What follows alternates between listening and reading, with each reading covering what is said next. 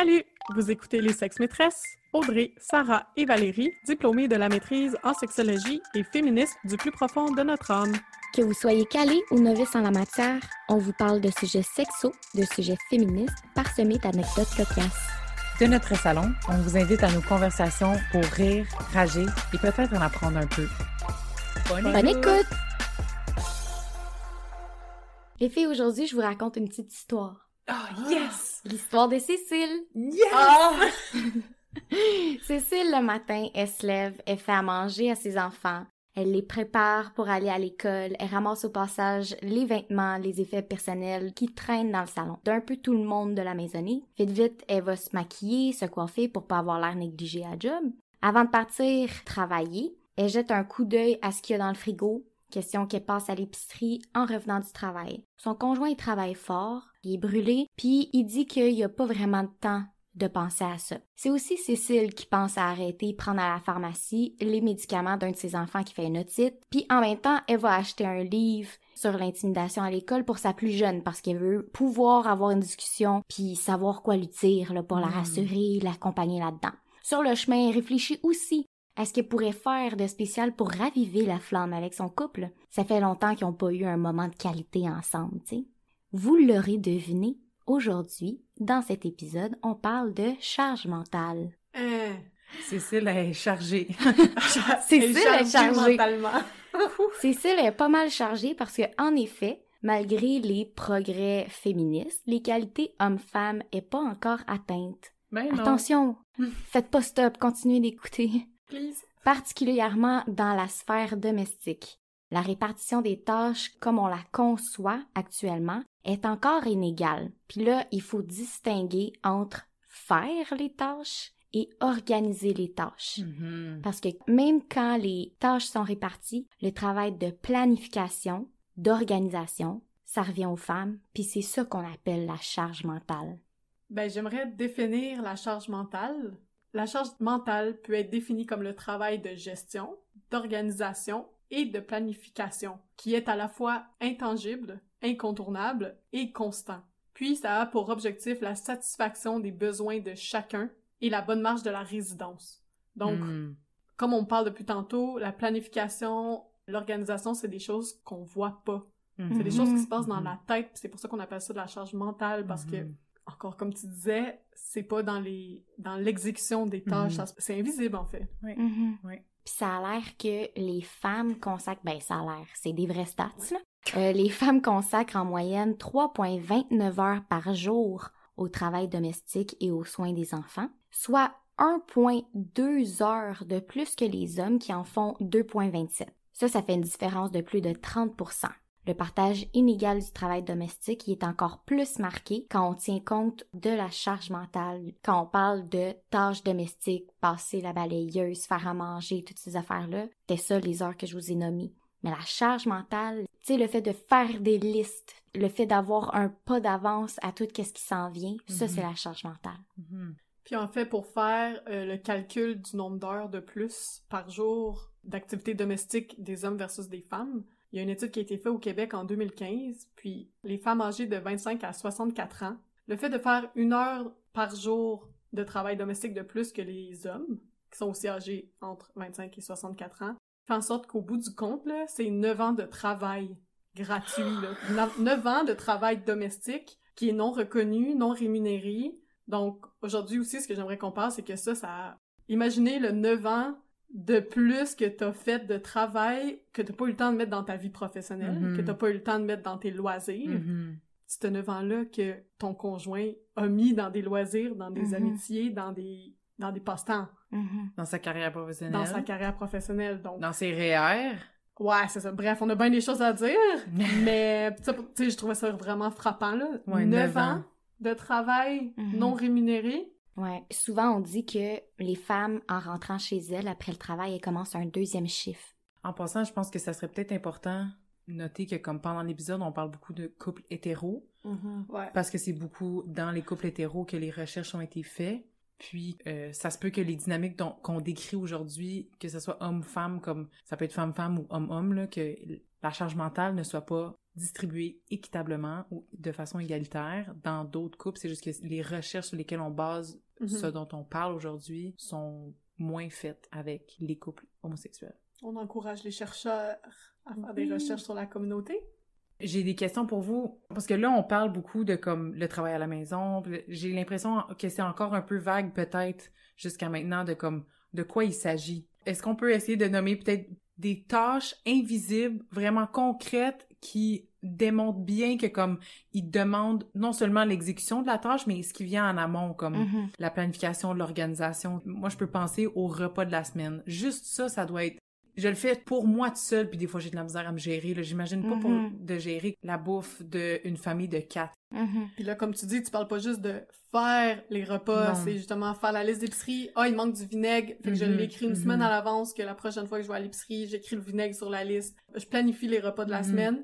Je vais à l'épicerie, parce qu'il faut que quelqu'un y aille à l'hostie d'épicerie. Il y a personne qui aime ça. Puis chaque soir, tu vas cuisiner, puis cuisiner des lunchs pour le lendemain. Ça serait tout des petites collations. La vaisselle. Te rappeler que ta petite cocotte, elle aime pas les carottes, fait qu'il faut que tu planifies une autre espèce de légumes pour elle, parce que cette semaine, tu planifies de manger des carottes. Puis ça, on parle de nourriture, mais s'assurer que chez vous, c'est propre, là. On parle pas nécessairement que ça soit spick and span, mais qu'il n'y ait pas de piles de lavage qui s'accumulent. Qu'il y ait des serviettes propres.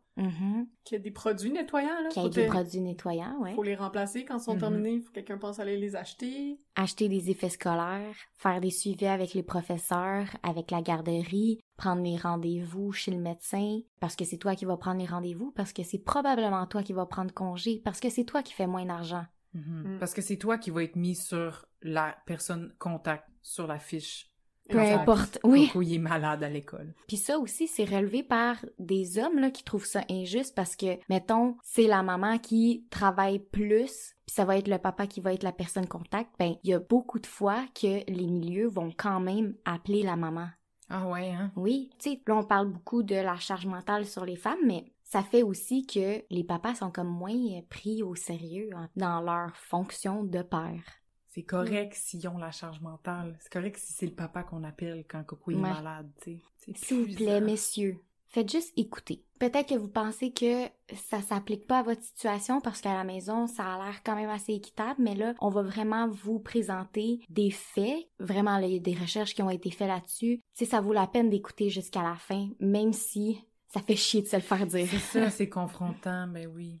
Ouais, puis là, on vous attaque pas personnellement, là. On parle d'un phénomène social global. On parle de chiffres en moyenne, tu sais. Fait qu'il y en a qui sont pires, il y en a qui sont moins pires. Puis si vous avez écouté les autres podcasts des sexmétrices jusqu'à maintenant, vous comprenez mieux aussi quand on vous dit que c'est un phénomène social. Ça veut dire qu'il y a des tendances qui font en sorte qu'on encourage les femmes depuis leur tendre jeunesse de réfléchir à ce genre de choses-là, d'être des organisatrices à la maison. Fait que ça, c'est toutes des choses que des fois, on se retrouve dans ces situations-là sans comprendre comment on s'est retrouvé là. Ben justement, c'est mon prochain point. Moi, je me suis demandé d'où ça vient, à part du patriarcat et du sexisme. D'où ça, tu sais, comment ça se fait que justement on se rende là par inadvertance, genre ben coudonc, c'est juste de même. C'est de même, c'est de même. Cécile, faut qu'elle me demande de passer la balayeuse, sinon je le fais pas. C'est de même, c'est de même. C'est ça. Comme on a vu avec l'exemple de Cécile, on dirait qu'elle a comme un ressort, hein? Elle pense à ces affaires-là, ça vient comme une seconde nature. Comment ça se fait que Cécile, elle développe ces comportements-là? Est-ce que c'est naturel chez Cécile de penser que le petit Christophe, il a besoin de médicaments pour son otite ou que son autre petite, elle a besoin d'appui émotionnel? Parce que là, on parle de charge mentale, on parle de tâches domestiques, mais il y a aussi, quand on parle de bon fonctionnement de la maisonnée, puis de la famille, ben c'est émotionnel aussi, tu sais, c'est la charge émotionnelle, c'est de penser, est-ce que tout le monde est bien? Est-ce que tout le monde est content? Comment ça se fait que les femmes ont ce ressort-là, puis peut-être moins chez les hommes? C'est une bonne question. En fait, ça vient où, justement, cette idée-là que les femmes ont plein d'initiatives, sont capables de prendre des décisions, puis de penser à tout ça, puis que les hommes, eux, sont assis sur le sofa, puis ils te regardent faire la vaisselle en se disant comme « Ah, je peux-tu aider? » Quand au travail, au contraire, ils sont hyper d'initiative, ils sont super dynamiques, puis ils sautent sur l'occasion de faire des nouvelles tâches, peut-être. Justement, dans un livre qu'on a lu pour ce podcast-là aujourd'hui, qui s'appelle « Si nous sommes égaux, je suis la fée des dents », elle a fait des entrevues avec des hommes qui sont des coordonnateurs, ou comme au travail, ou quoi que ce soit, puis On s'entend quand t'es coordonnateur, tu fais exactement ça, de l'organisation, de la gestion. T'as plein de charges mentales. La planification. La planification, tu gères. Mais pourquoi, rendu à la maison, t'as aucune de ces initiatives-là, qui sont pourtant les mêmes, là? Ouais. C'est les mêmes tâches. Même chose avec des tâches de... Tu sais, un homme qui est concierge, comment ça rendu chez lui? Comme il n'y a pas l'initiative de faire du ménage. Comme pourquoi, quand c'est payé, les hommes ont de l'initiative, mais quand c'est gratuit, ben non rémunéré, la petite part d'initiative est pas là. Donc, j'ai hâte d'entendre d'où ça vient. Le petit ressort. D'un article que j'ai lu, en fait, ça disait que comme c'est une tâche invisible, les hommes ont du mal à s'approprier la tâche. Aussi, dans le genre de société dans laquelle on est, quand on parle de patriarcat et toutes ces affaires-là, ben, il y a le phénomène de l'homme qui passe de la mère à l'épouse. Donc, ça va être cru, là, mais quelqu'un qui se fait torcher par sa mère toute sa vie, après ça, il emménage avec sa blonde, il pense pas que le lavage, ça se fait pas tout seul. Moi, je peux prendre une tranche de vie. Quand j'ai emménagé en appartement toute seule avec une coloc, je l'avais pas ce ressort-là parce que ma mère y pensait. Elle pensait à acheter du papier de toilette avant qu'on en ait plus. Oh, toi, t'as été prise au dépourvu, là. Ben oui, nous autres, on a été avec les filtres à café à un certain moment, là. Non. Aussi, ma mère, pendant qu'on n'était pas à la maison, ben, le ménage se faisait tout seul. Magie. Fait que moi, je revenais à la maison, puis le ménage était fait. Et ces espèces de réflexes-là, faut les développer. Ben, faut les développer ou bien il faut les inculquer d'une certaine manière, mais c'est ça, si t'as jamais été habitué à participer, c'est sûr que quand tu te retrouves dans un autre milieu avec quelqu'un qui prend en charge ces choses-là puis que t'es pas amené à participer non plus, ben, tu le développes pas, ce ressort-là. Merci Audrey de déconstruire des mythes que genre ça arrive aux filles aussi. Ouais. C'est une question d'initiative aussi, tu sais, si quelqu'un prend tout le temps l'initiative pour toi, quand on parle de charge mentale, mais les hommes, souvent, ils vont dire « Ben là, j'y ai pas pensé. » Ou « T'as-tu besoin d'aide? » à place de juste le faire. C'est qu'est-ce que je peux faire? Mais juste regarde autour de toi, puis prends l'initiative de faire quelque chose. Dans le fond, dans le livre, elle nomme ça comme s'ils étaient des stagiaires. Le conjoint est un stagiaire au lieu d'être un coéquipier de vie, tu sais. Comme un stagiaire qui demande comme « Qu'est-ce que je peux faire? Comment je peux aider? Qu'est-ce que je pourrais faire? » Au lieu de juste le faire. Comme t'es un coéquipier dans une relation, là, comme t'es pas supposé. Ouais, ben c'est intéressant parce que j'ai l'impression qu'on touche peut-être aussi à une conséquence négative que c'est toujours la femme qui a cette charge mentale-là sur les hommes. C'est que de leur côté, justement, bon, premièrement, la position de stagiaire, c'est vraiment ordinaire, là, dans le sens où tu fais équipe avec la personne avec laquelle tu habites. Donc, pourquoi tu voudrais pas, justement, splitter les tâches en deux? Puis quand je dis tâches, je veux dire planification, organisation et exécution, là. Mais aussi, si tu ne développes pas ce ressort-là, puis tout ça, puis tu t'agis comme une stagiaire, souvent, tu poses la question, qu'est-ce que je peux faire? Est-ce que tu peux me déléguer quelque chose à faire? Ça va pas en aidant ton sentiment de compétence en tant que conjoint, en tant que papa, en tant qu'homme, tu sais, dans la maison.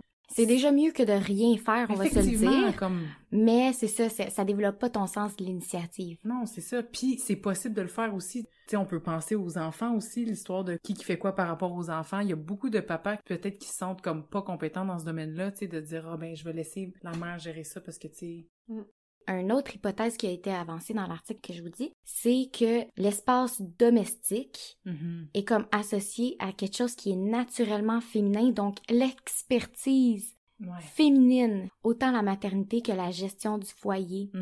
Ce serait aussi un petit peu la raison pourquoi les hommes veulent pas se l'approprier ou ils se sentent pas aptes à se l'approprier. Puis aussi, certaines femmes vont... tout prendre sur leurs épaules. Ben, tout prendre sur leurs épaules parce que ça va les valoriser, dans le fond. C'est moi la mère, c'est moi qui va le faire. Tasse-toi, je vais le faire. Ça aussi, ça rend dans un petit peu un cercle vicieux. Aussi. C'est ça. Fait qu'il y avait autant, comme je vous dis, l'espace domestique qui est naturellement féminin dans notre inconscient collectif, mais il y a aussi la naturalisation puis l'essentialisation des tâches. Ça, c'était... Mais qu'est-ce que tu veux dire par naturalisation puis essentialisation? Un petit peu comme, étant donné qu'on est dans une société patriarcale, les femmes, ils font du travail invisible dans le domestique puis dans la maison. Les hommes vont à l'extérieur. Fait que c'est stéréotypé, tu sais, souvent, les femmes vont faire les choses qui sont plus invisibles, genre vider le lave-vaisselle, passer la balayeuse, des choses qu'il faut que tu penses quand même assez souvent, puis qui sont réguliers, tandis que les hommes vont passer la tondeuse, Faire ouvrir des la rénovations, piscine, ouais. faire les rénovations, puis ça paraît, Ah, je comprends ce que tu veux dire. tu sais. OK. Puis c'est à l'extérieur. C'est quand même assez symbolique ou sortir les vidanges Mhm. pendant que la femme fait la vaisselle. On dirait que c'est devenu naturel, mais en même temps, c'est pas naturel. Là. On n'est pas nés pour faire la vaisselle, puis les hommes sont pas nés à... tu sais, Va la sortir, la vidange. Ben, c'est ça. Justement, il y a plusieurs études. Les répondants disaient que la répartition des tâches dans leur couple s'est faite de façon naturelle. Ah ouais, la fameuse. Donc, Amélie Châteauneuf, dans son livre, elle cite une féministe, Christine Delphi. Puis je pense que je vais juste lire la citation parce que pour vrai, c'est juste trop bien, puis ça résume exactement ce que tu viens de dire. La division des tâches dans les maisons ne s'appuie pas sur la nature profonde des hommes et des femmes. Quelque chose de naturel, c'est par exemple une pivoine au printemps. Pas une gang de madames qui auraient toutes par hasard le goût de passer plus de temps que leur conjoint à torcher la maison, organiser des rendez-vous chez le dentiste, cuisiner des poitrines de poulet tout en étant beaucoup plus pauvres à leur retraite. Parce que ça aussi, c'est une des conséquences de la charge mentale. Mhm. Donc tout ça pour dire, c'est vrai que c'est pas naturel. Naturel, c'est comme elle dit, c'est une lilas qui pousse au printemps. C'est pas d'aimer faire la vaisselle, là. Ouais. Ben, c'est ça. C'est pas tout à fait la même chose. Puis finalement, une autre hypothèse qui était avancée dans l'article, c'est que le fait de gagner moins, parce qu'étant donné que les femmes continuent de faire moins d'argent que les hommes en général, soit parce que sont dans un métier traditionnellement féminin qui est moins payant, soit parce que elles travaillent moins d'heures pour mettre ces heures-là dans le domestique, dans la maison ou pour les enfants. Bref, le fait de gagner moins donne du pouvoir à l'homme qui peut justifier ensuite sa participation moindre aux tâches domestiques par le fait que c'est lui le pilier économique de la famille ou du couple. Ça, Puis c'est un ça, cercle vicieux. ben oui, même les femmes vont dire, ben tu sais, c'est normal, c'est lui qui rapporte l'argent, c'est lui qui travaille plus fort, puis plus d'heures, mettons, c'est normal que moi je fasse plus de travail à la maison. En même temps, si vous avez fait le choix de être mère à la maison, c'est un choix qui est légitime. Sauf que le fait qu'on vive dans un système qui fasse en sorte que ce choix-là te rende dépendante de ton conjoint, c'est ça qui est défaillant. Ouais. Là, on s'adresse pas aux mères à la maison en disant « Ben ouais, vous êtes les grandes pertes. » C'est pas ça. Oui puis non, parce que dans le fond, c'est correct être femme à la maison, mais il y a des compromis à faire avec votre conjoint pour qu'il participe à votre régime de retraite, qu'il participe à vos économies parce que c'est de la job gratuite, encore une fois, et c'est non reconnu. Donc, tu sais, il y a de plus en plus d'études qui vont démontrer que les femmes vont être plus pauvres à la retraite parce que, comme on a dit, ils font plus de tâches à la maison, donc peut-être qu'ils ont moins de temps pour leur vie professionnelle, ils vont avoir moins de promotion. Il y en a qui, par choix, décident de rester à la maison, puis c'est correct. Mais quand c'est le cas, c'est d'ajuster vos budgets, puis d'ajuster pour que, à la fin de l'année, c'est 50-50 d'argent dans les comptes respectifs de chaque personne. Pas en se disant « Ah, ben à la retraite, on séparera l'argent de monsieur. » Non, parce qu'on ne sait pas. Ouais. On le sait pas, puis le travail, il est fait là. Qui voudrait un chèque de paye dans 2 ans? Je veux pas faire une job pour avoir un chèque de paye dans 2 ans, là. Je veux mon chèque de paye dans 2 semaines, comme c'est supposé, là. Comme toi. Puis justement, en tant que conjoint, si pour toi c'est vraiment valorisé que ta conjointe reste à la maison pour les enfants, ben pourquoi pas partager ce que tu fais? Faire en sorte que parce que les toi, deux... tu gagnes là-dedans, là. Ouais. Là, ça a l'air intense comme solution, genre, de partager vos revenus avec votre conjoint, mais pourquoi en fait c'est une question qui a l'air intense? Ouais. Premièrement, c'est probablement parce que on s'est jamais posé cette question-là. Il n'a jamais été question de ça.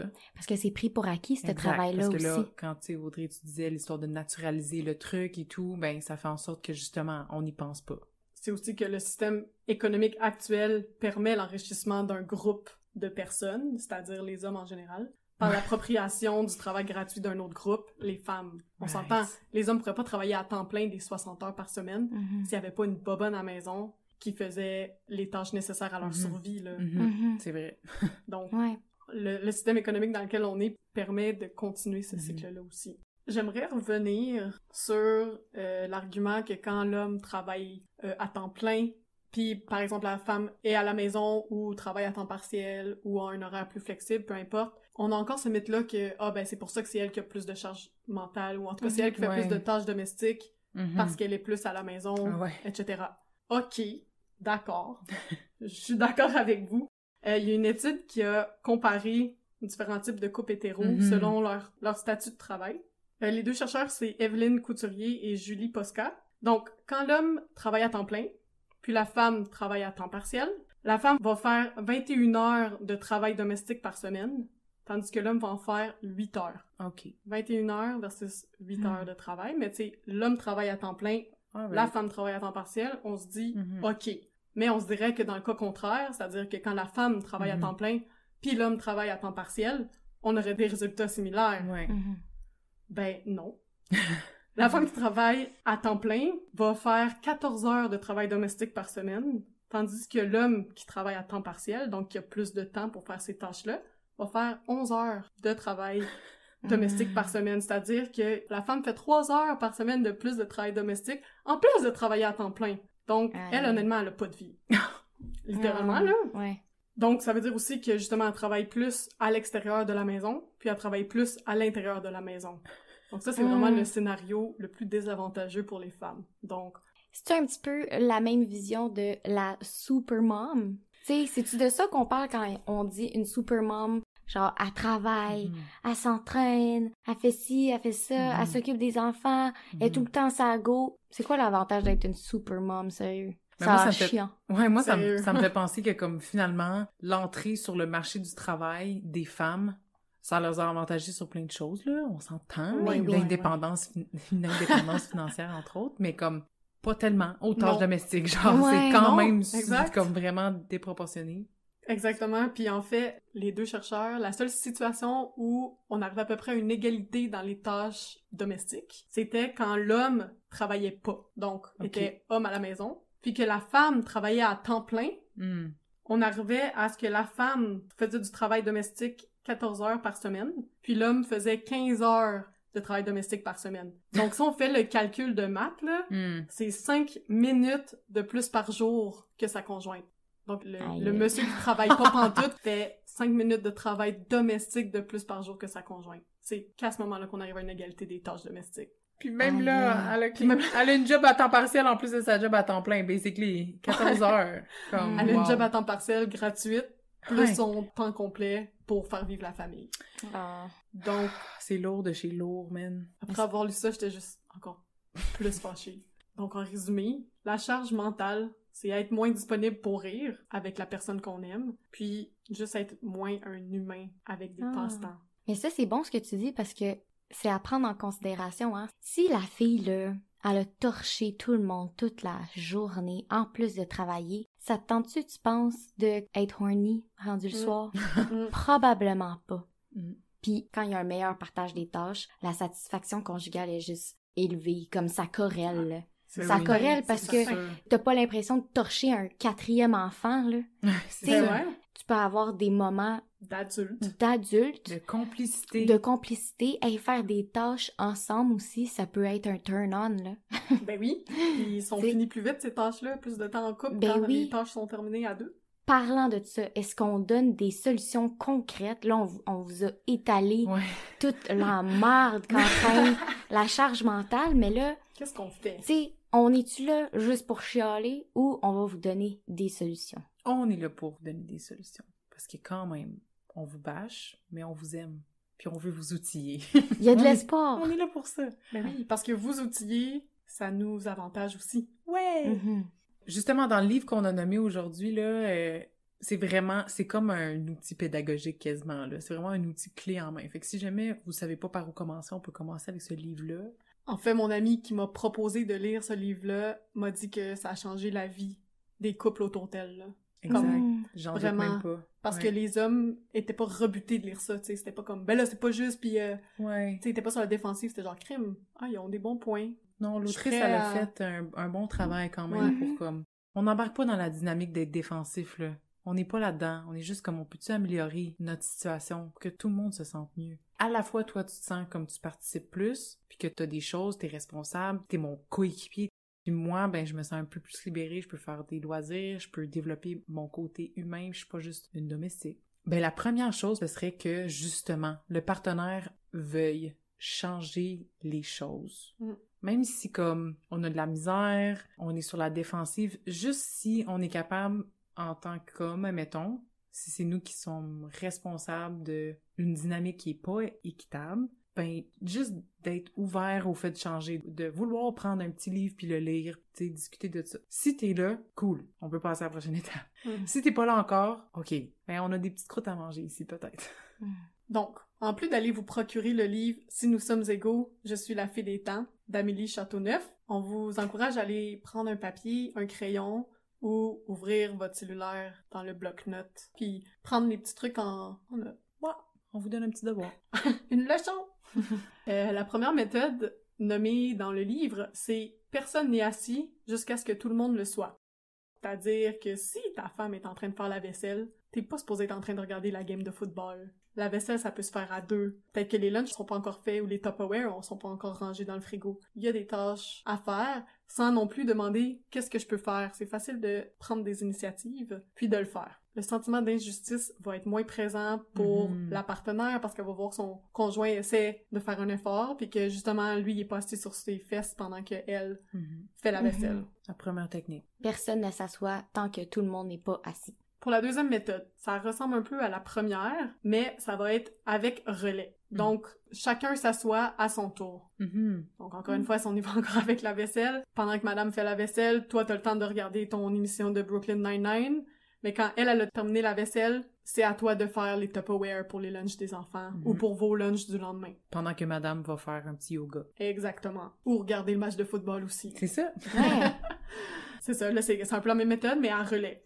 La troisième méthode nommée s'appelle « Chacun son tour de travailler à l'extérieur ». Donc, dans ce contexte-là, elle parlait plus du travail rémunéré. Oui, parfois, il y en a qui ont des horaires plus flexibles que l'autre, mais la plupart du temps, c'est possible que pendant une année, on focus plus sur la carrière de madame. L'année d'après, on focus plus sur la carrière de monsieur. Puis oui, ça peut avoir des conséquences monétaires ou sur vos salaires à tous les deux, mais ça peut peut-être juste améliorer votre couple aussi, que madame puisse être plus au travail. Donc, tu sais, celui-là, c'était comme plus une méthode extravagante, là, de changer, ben même plusieurs années, là, tu sais, de changer au milieu de travail, là. Des fois, ça se fait pas, des fois, mais, tu sais, c'est quand même une suggestion qui peut être intéressante si vous avez des jobs autonomes, par exemple. Mais ça donne l'occasion aux deux partenaires de s'accomplir dans leur carrière. Exactement. Puis peut-être pendant que madame s'accomplit dans sa carrière, ben monsieur peut s'accomplir dans son rôle de parent pendant ce moment-là.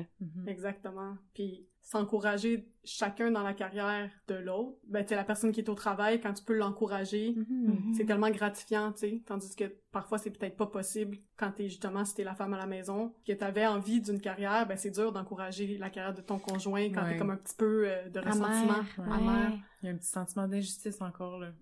Ouais. Donc ça, c'était une méthode un peu plus drastique qui s'appelait « Chacun son tour de travailler à l'extérieur ». La quatrième méthode s'appelait la méthode du partage des dossiers. Ah oui. Donc là, c'est la première méthode qui aide à changer la charge mentale. Parce que jusqu'à date, les méthodes dont on a parlé, ils pouvaient encore avoir une partenaire qui délègue des tâches, puis l'autre qui accomplit encore une fois. Donc on restait dans la charge mentale. Donc, au lieu de se partager des tâches au jour le jour, il s'agit de donner des responsabilités dont chacun des partenaires a la charge en tout temps. Donc, par exemple, pour les repas, on peut y aller avec une semaine, c'est toi qui fais tout. Donc, quand on dit tout, c'est planifier, acheter et préparer les repas. Puis la semaine d'après, ça va être madame. On peut aussi y aller que c'est monsieur qui planifie et qui achète, madame qui prépare les repas. C'est ça. Donc, dans le fond, tout le temps avoir le même dossier. Donc là, la charge mentale te revient, tu sais, monsieur, c'est lui qui doit aller à l'épicerie, ben c'est à lui de préparer la liste d'épicerie aussi, là. Donc, tu le prends plus en charge parce que tu le sais qu'à chaque semaine, ça revient.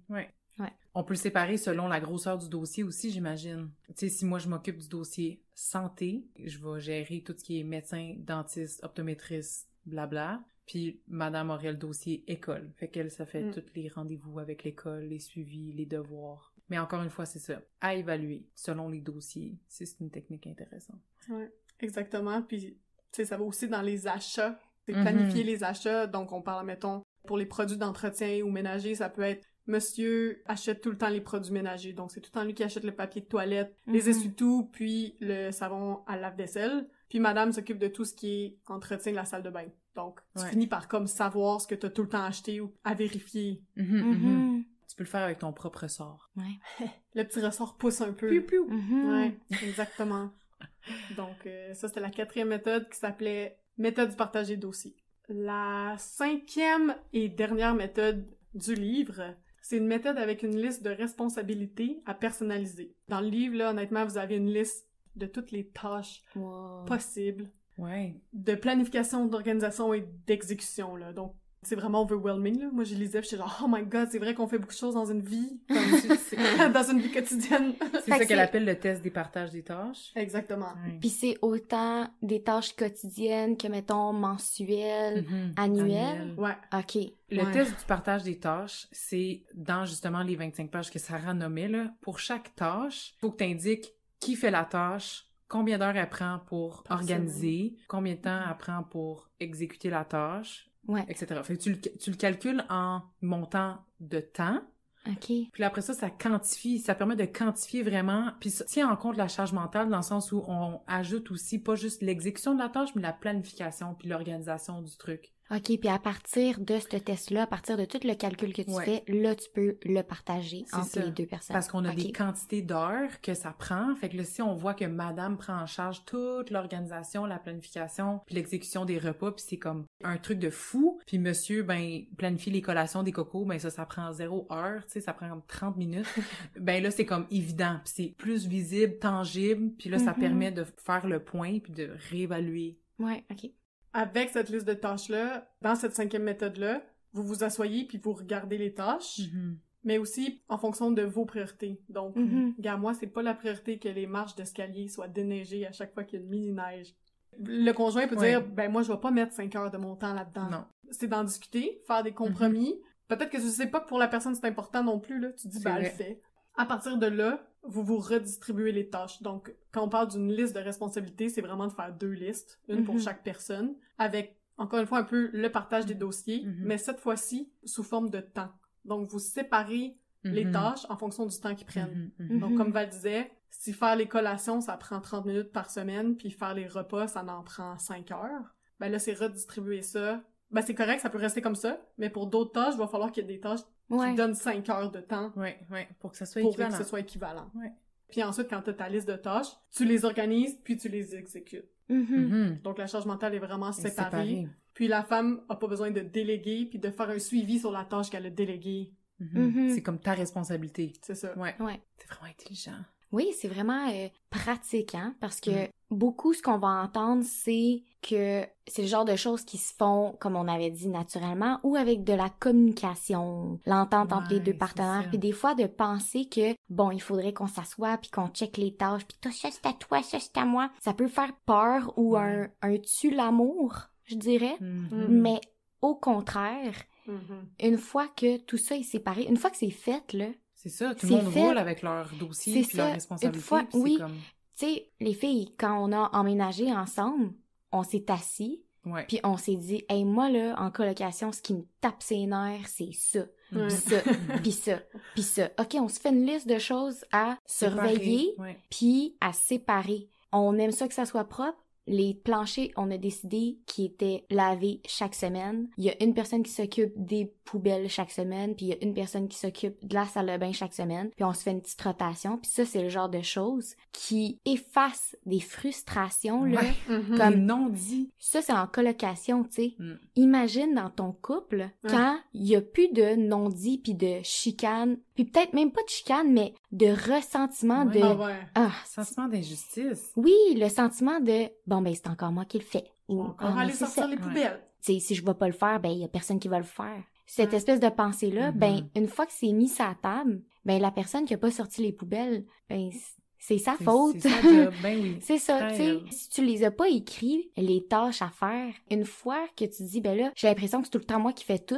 T'as pas d'exemple concret. T'as pas d'exemple concret, c'est comme, ben là, la vaisselle, regarde, une fois que c'est comme calculé, là, c'est là. Calculé en nombre d'heures de planification. Comme tu disais, c'est tellement l'opposé d'un tue-l'amour. Comme un partenaire qui a sa liste puis qui fait sa liste. My God, je vais être genre au 7e ciel. C'est comme, wow, j'ai rien à dire.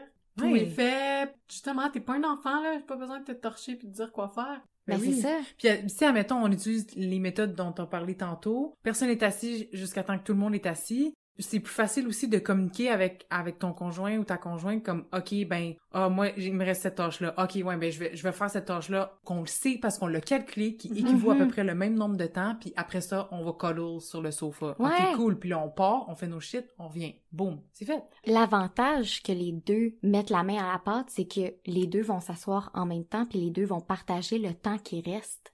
Il y avait aussi la solution de... Faire la grève. Oh, c'est vrai, il y avait cette solution-là. Il y a cette solution-là, savoir se dire stop. Soit laisser l'autre faire à sa façon, puis lutter contre l'espèce de culpabilité, puis la volonté de cocher toutes les petites cases, là, parce que on l'a touché, mais il y a beaucoup de femmes qui vont se valoriser par l'accomplissement de ces tâches-là, par le fait d'avoir plusieurs chapeaux à la fois, d'être une bonne mère, une bonne épouse, une bonne amante, une bonne professionnelle. Comme ça, c'est quand même une pression qu'on a en tant que femme d'être bonne dans toutes ces affaires-là aussi. Fait que le fait de faire la grève, c'est aussi de laisser de côté ton espèce de volonté. Apporter tous ces chapeaux-là. Ben oui, ouais. Ouais. L'histoire de la grève aussi, c'est que, bon, avant qu'on a commencé à vous parler de toutes les solutions concrètes, une des premières choses qu'on vous a nommées, c'est que le partenaire qui remarque ou qui remarque pas que c'est pas équitable et qui doit changer ses façons de faire, faut qu'il reconnaisse que ça existe, que la dynamique est pas équitable. Puis la technique de la grève, ben c'est une technique comme un peu dernier recours, justement, quand l'autre personne ne veut rien savoir. Puis qui prend pour acquis ce travail-là. Ouais. Prend pour acquis puis veut rien savoir vraiment de comme changer la dynamique. Fait que mettons quelqu'un qui dirait « Mais non, c'est égal. » Oui? Tu veux-tu switcher de place avec moi? Parce que si la réponse est non, puis que t'hésites, parce que tu remarques peut-être que tu as des avantages à être dans la position dans laquelle tu es, ben c'est peut-être que c'est pas vraiment équitable dans le fond. Fait que moi, je fais la grève. Méthode ultime. Ouais, c'est la méthode ultimate. Ouais. Oui, puis ça se peut qu'après un certain moment de grève, ou bien tu vis dans la crasse, ou bien tu t'en vas ailleurs, tu t'en vas vivre chez une de tes amies pendant quelques semaines, puis après avoir vécu pendant 3 semaines dans du lavage qui s'accumule, de la vieille vaisselle toute crasse, des lunchs au resto, puis des soupers au resto, parce qu'ils n'ont pas pris le temps de se faire de la bouffe. Ouais, c'est ça. Ben, peut-être que l'initiative va se prendre. On espère. Au moins ouvrir la conversation, là, de visibiliser le travail qui est fait. Exact. Ouais. Je suis peut-être drastique, mais pour vrai, rendu là, je reviens juste jamais, là. Mais c'est correct. Pour vrai, c'est correct aussi. Oui, absolument. Ouais. Ouais. Voyons, en tout cas. Ouais. Admettons, pour la sphère des enfants, là, il y a une chose que j'aimerais dire. Il n'y a pas un enfant qui arrive avec un manuel d'instruction, même s'il y a des millions de livres là-dessus.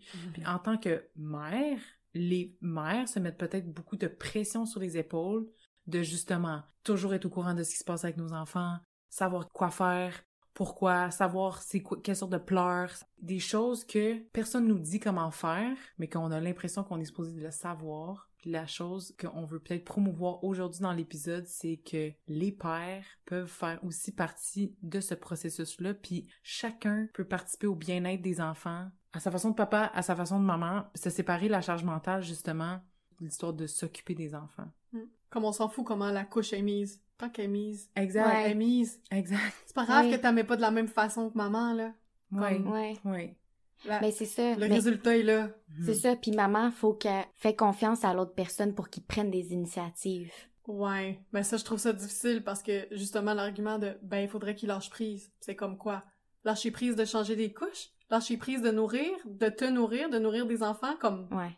Non, tu peux pas... Non, ben tu peux pas lâcher prise. Non, mais je parle lâcher prise pour faire quelque chose à la perfection. Ouais. Lâcher prise de le faire de sa façon. Oui. Puis si tu y tiens, ben cool, mais assure-toi que l'autre personne s'occupe autrement. Si tu y tiens... Ça sera dans ton dossier. Ouais, c'est ça. C'est ça. En guise de conclusion, je me suis très fortement inspirée du fameux livre qu'on a parlé tout le long de l'épisode.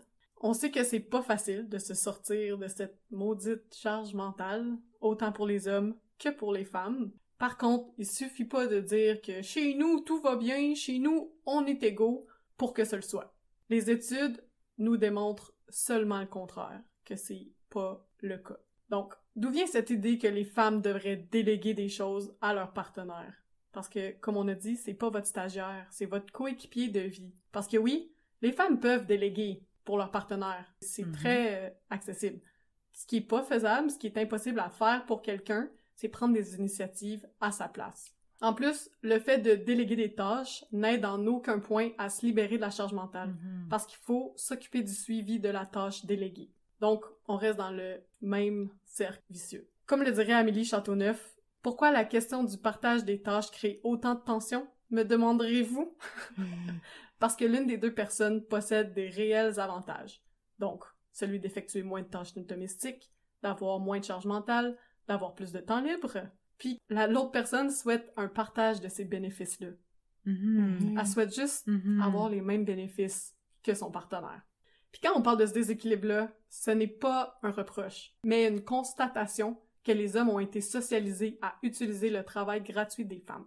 On sait que vous n'êtes pas responsable personnellement que ce déséquilibre existe, mais vous êtes responsable de votre choix d'éliminer ou non cette injustice qui existe dans votre propre couple ou dans votre propre famille.